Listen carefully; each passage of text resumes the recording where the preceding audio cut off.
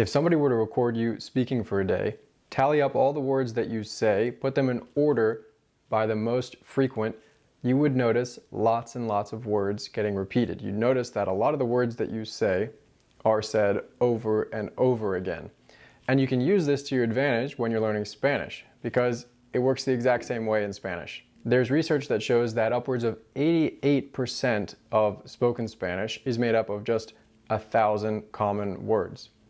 Now, the remaining 12% can be pretty important. You'll still miss things, and 1,000 words won't make you fluent in the language. But you can get a lot of mileage out of those words.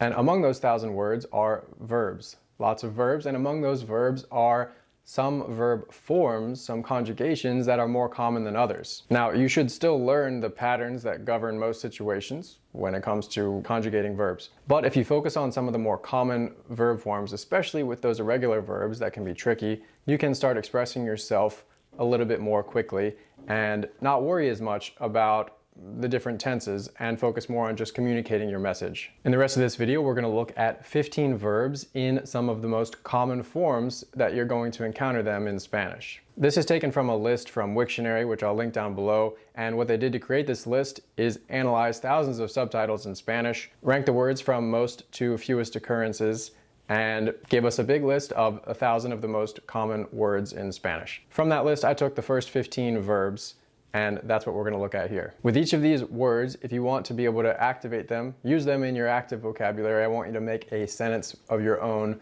with them.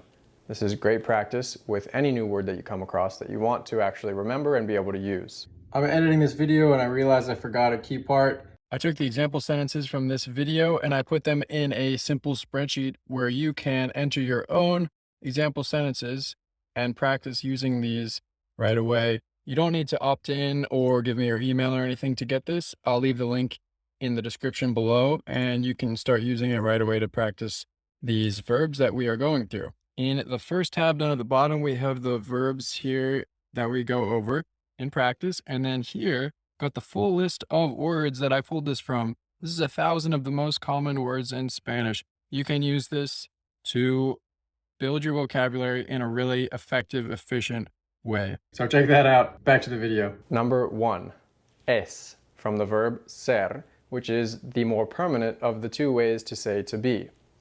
Ella es de Venezuela. She is from Venezuela. She's from there, always from there, permanent trait. Ella es de Venezuela. Number 2, está. Está from the verb estar, which is the more temporary of the two ways to say to be in Spanish. Mi tío está aquí. My uncle is here. He's here currently. It's a temporary state. Mi tío está aquí. Number 3, vamos. Vamos, from the verb ir, to go. Vamos means we go or let's go. Vamos a Colombia. Let's go to Colombia, or we are going to Colombia. Number 4, hay. Hay, meaning there is or there are, from the verb haber, which I've covered in another video. It refers to the existence of things. Hay dos perros en la casa de mi vecino. There are 2 dogs at my neighbor's house. Number 5, estoy. I am, from estar. Remember the temporary form of to be. Estoy en camino. I am on the way. Estoy en camino. Number 6, tengo. Tengo, from tener, to have. Tengo means I have.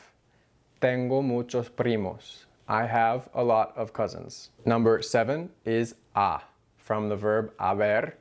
A is a present participle in the same way that we say in English, it has been, or she has eaten, or he has slept. We use a in this way. Últimamente ha sido difícil viajar. Lately, it has been difficult to travel. By the way, if you're interested in learning more about different ways that you can prioritize your learning, especially when it comes to grammar in Spanish, you should check out the free course that I have on my website at breakthroughspanish.com. You get 5 lessons by email, and in one of them we talk about grammar, in particular how you can address it in a more effective, less overwhelming way. So if that sounds interesting to you, check it out. Number 8, sé. I know, from the verb saber, to know. No sé dónde estoy. I don't know where I am. Number 9, estás, from the verb estar. Again, for the 4th time, in the first 15 verbs, we see how common this is. ¿Estás en casa? Are you home? Number 10, puedo, I can, or I am able to. From the verb poder, to be able to. No puedo correr más, me falta el aire.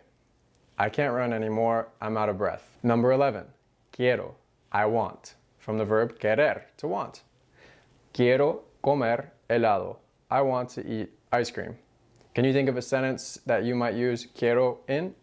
Remember, it's great to practice putting words that you come across into your own sentences right away. This is one of the most effective ways to drill new words into your brain and not just passively learn the things that you are coming across, and instead actually be able to use them in conversation. Number 12, soy.